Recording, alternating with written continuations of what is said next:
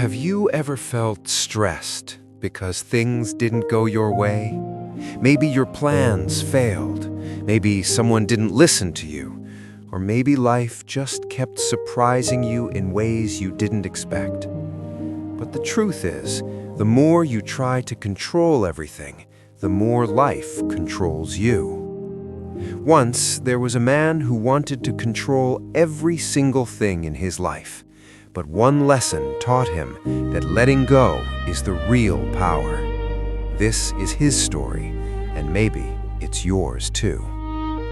A long time ago, in a village surrounded by green fields and flowing rivers, there lived a man named Ahmed.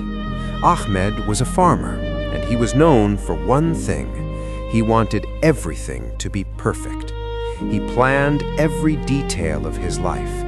He decided when to wake up, when to eat, when to work, and even when to rest. If his wife cooked rice differently, he got upset. If the weather changed his plans, he became frustrated. If his children played too loudly, he shouted, "Why can't things just go the way I want?" His wife, Amina, would tell him gently, "Ahmed, you cannot control everything. Life has its own way." Ahmed would shake his head and say, "If I don't control things, everything will fall apart. I have to make sure everything is right." He didn't realize that trying to control everything was making him a prisoner in his own life. One day, Ahmed decided to grow a special crop of wheat. He studied it for months. He measured the soil, checked the weather reports, calculated the perfect time to plant. He told everyone in the village, "This year I will have the best harvest. I have planned everything perfectly." He planted the seeds exactly when he wanted. He watered them at the exact times he had written. He checked them every single day, making sure nothing went wrong. But then, 1 week before harvest, the rains came. Not the gentle rains he expected. Heavy rains, the kind that flooded the fields. Ahmed watched in shock as the water rose higher and higher. His perfect wheat crop was drowning. He ran into the rain, shouting at the sky, "Why now? I did everything right. I planned everything." But the rain didn't stop. It didn't care about his plans. For 3 days, Ahmed didn't eat properly. He didn't sleep. He just sat by the window, staring at his ruined field, whispering, "All my control, all my planning, and still everything is destroyed." Amina sat beside him and said softly, "Ahmed, sometimes we have to let go." Ahmed looked at her with tired eyes. "How can I let go? If I don't control things, what will happen to us?" The next morning, Ahmed walked through his flooded field, his heart heavy. As he walked, he noticed something strange. Near the river, where he hadn't planted anything, wild flowers were blooming. Beautiful, colorful flowers growing freely, without any plan, without any control. They bent with the wind, they danced in the rain, and they were thriving. Ahmed stood there, staring at these flowers. A thought entered his mind. "I tried so hard to control my wheat, and it failed. These flowers grew without any control, and they're beautiful." That evening, an old man from the village came to visit Ahmed. His name was Mustafa, and he was known for his wisdom. He looked at Ahmed's sad face and said, "I heard about your crop. I'm sorry." Ahmed sighed. "Mustafa, uncle, I don't understand. I controlled everything. I planned every detail. Why did I still fail?" Mustafa smiled gently and sat down. "Let me tell you something, Ahmed.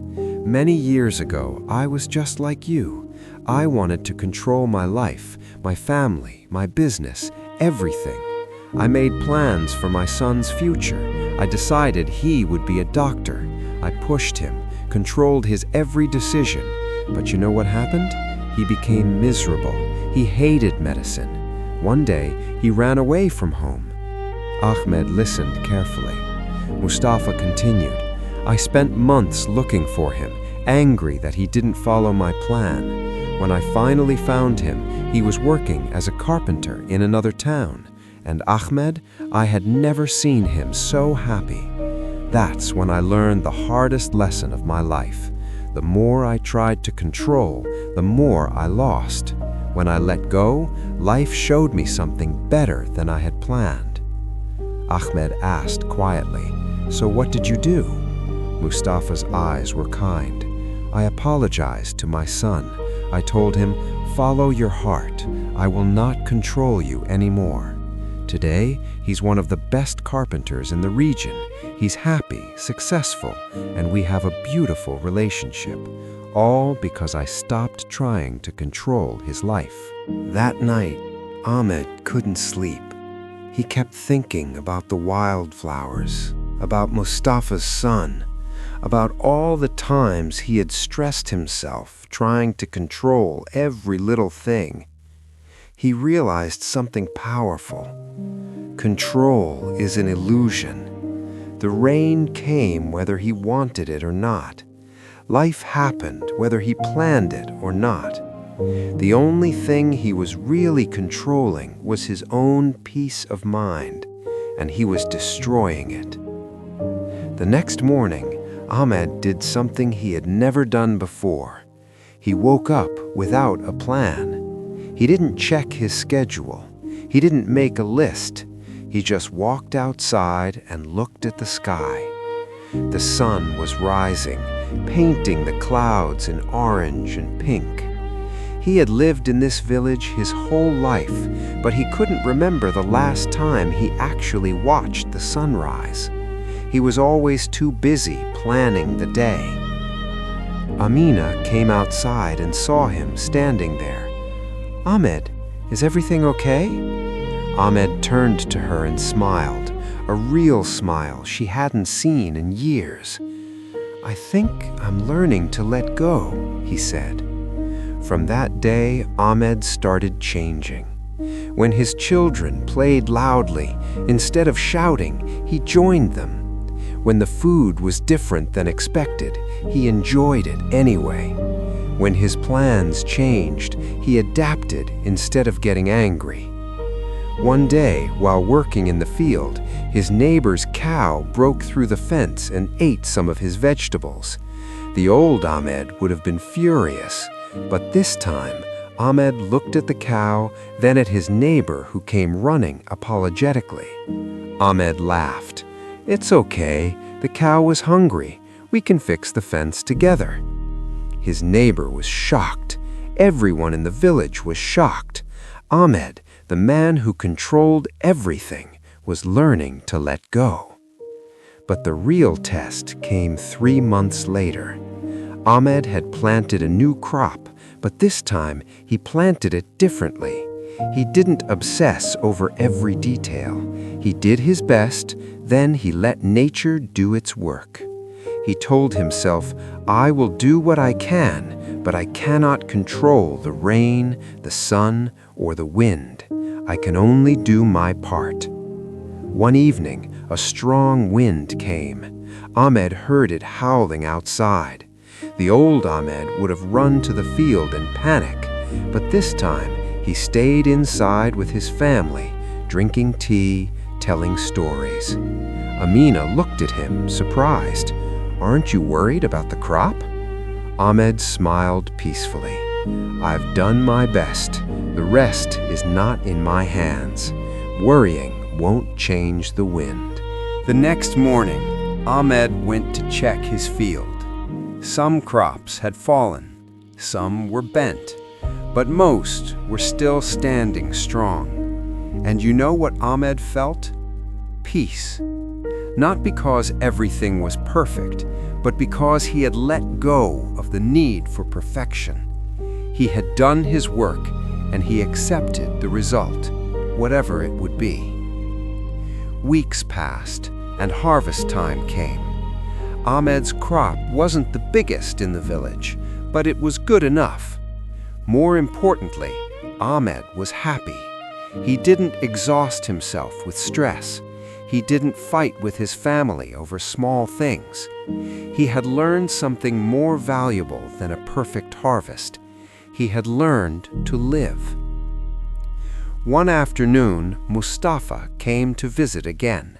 He looked at Ahmed and said, "You look different, lighter." Ahmed nodded. "I am lighter. I was carrying the weight of trying to control everything. When I put it down, I could finally breathe." Mustafa patted his shoulder. "You've learned what takes most people a lifetime to understand. Control is an illusion. The only thing we truly control is how we respond to life." Ahmed asked, "But uncle, if we don't try to control anything, won't everything become chaos?" Mustafa shook his head. "There's a difference between doing your best and trying to control the outcome. Plant the seed, water it, care for it. That's your part. But you cannot force it to grow faster. You cannot control the rain or the sun. When you accept this, you find peace." Years went by, and Ahmed became known as the calmest farmer in the village. Young people would come to him and ask, "Uncle Ahmed, how do you stay so peaceful? Don't you worry about your crops?" Ahmed would smile and say, "I used to worry about everything. I tried to control the weather, control people, control life itself, and I was miserable. Now I do my best and let go of the rest. I've learned that life flows like a river. You can't control where it goes. You can only learn to swim with it." One day, a young man came to Ahmed, stressed and anxious. "Uncle, I'm getting married next month. I've planned everything perfectly. The venue, the food, the decorations, everything.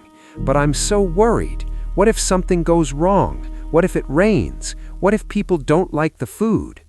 Ahmed sat him down and said, "Let me tell you something. On my wedding day, the cook got sick. Half the food wasn't ready. It rained heavily. Everything I planned went wrong. And you know what? It was still one of the best days of my life, because I was marrying the woman I loved. The rest didn't matter." He continued, "You're not marrying the decorations. You're not marrying the food. You're marrying a person. That's what matters.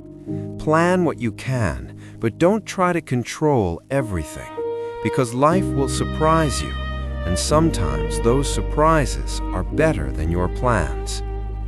The young man's face relaxed. "Thank you, Uncle. I needed to hear that." Ahmed looked at the sky and remembered the man he used to be, the man who shouted at rain, who fought with life, who thought control was power. Now he knew better. Real power is in letting go. Real strength is in accepting. Real peace is in trusting that life knows what it's doing, even when we don't understand. One evening, as Ahmed sat with Amina watching the sunset, she said, "You know, I'm proud of you. You changed yourself." Ahmed smiled. "I had to. I was exhausting myself trying to hold on to things I never had control over. Now I wake up each day, do my best, and let life take care of the rest. And honestly, Amina, I've never been happier." The lesson is simple but powerful. You cannot control everything, and that's okay. You cannot control other people. You cannot control the weather. You cannot control how life unfolds, but you can control one thing: how you respond. You can choose to fight with reality, or you can choose to accept it and adapt. One choice brings stress, the other brings peace. When you try to control everything, you become a prisoner of your own expectations. When you let go, you become free. This doesn't mean you stop trying or stop caring. It means you do your best and then trust the process. Plant the seed, but don't try to force it to grow. Do your work, but don't obsess over the outcome. Love people, but don't try to change them. Life is like the river Ahmed learned about. It flows in its own direction. You can either exhaust yourself swimming against it, trying to control where it goes, or you can learn to swim with it, trusting that it knows the way. The choice is yours. So today, right now, ask yourself, what are you trying to control that's really not in your control? Is it other people's opinions? Is it the future? Is it outcomes you can't predict? Let it go. Do what you can, then release the rest. Because the moment you stop trying to control everything is the moment you start truly living. Remember Ahmed's story. Remember that the wildflowers bloomed beautifully without control. Remember that peace comes not from controlling life, but from accepting it.